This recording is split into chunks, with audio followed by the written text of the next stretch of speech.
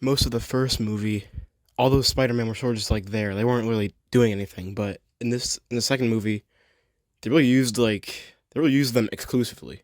Indian Spider-Man didn't stick around for long, and I really liked how they used the like comparisons between really weird comparison between Indian Spider-Man. I forgot his name. I'm sorry, but how they compared in Boom Button Spider-Man to Miles Morales to the Spot, and then it like turns into Mumbattan Spider-Man's dad, and then it's like the background is like the Spot's like ambience, like it's like black and white and has like spots everywhere, and then the Spot's like I'm gonna take everything from you, and that makes me really excited. Also, the next movie comes out like next year, March something. If I remember, I read something about it. Yeah, in this interview, they said we wrote what we the one of the creators says we wrote what we thought the story needed to be, and to our surprise, we realized that it was two movies instead of one.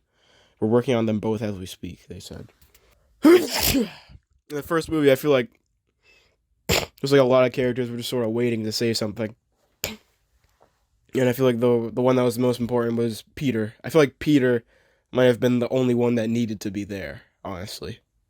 And I guess there was that dynamic of Miles feeling out of place with all the other Spider-Men. And now in this second movie, it's like a year after all that happened, and he's like sort of settled into his suit and how he does things. He's sort of more chill and lax about it. I also like how his parents are a bigger part of the movie now. I really like that, and they did it in like a way that like isn't like disruptive or make them seem lame.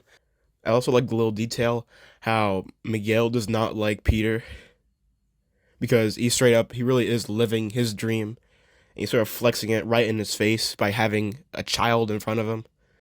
Another thing I liked that they did was that Gwen and Miles' relationship are, sort of has like a back and forth, and it's pretty like dynamic now, and it's not really like as one sided, and it's not just like a throwaway piece of the story like it was like how it was in the first movie, if it even existed in the first movie, and and there's like sort of like a banter like going on, and it's not a one sided thing where it's just Miles, just like from Miles' perspective, and that's it.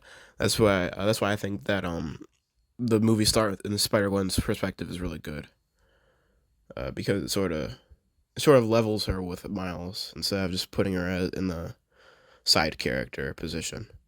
She felt more like a real main character in this movie. And the villains are obviously much stronger in this movie. Kingpin was just sort of a he was sort of just a vehicle to set up the exposition, and so that Miles would have some time to figure himself out and for the entire movie to play out. But Kingpin did do his thing when he murdered Peter Parker. I really like how Spider-Man 2029 Miguel um, is sort of like pushing this agenda that uh, wasn't like meant to exist, which is crazy. That's a pretty good one though. But yeah, this movie is insane, and I can't wait for part two.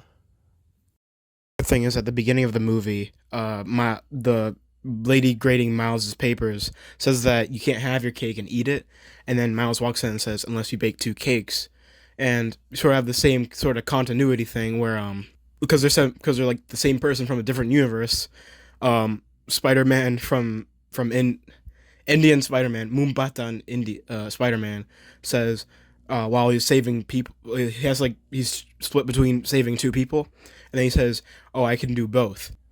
Another thing that's like that is where Spider-Man while the Spot is robbing the ATM, he says, "Why do people say ATM machine? The M stands for machine."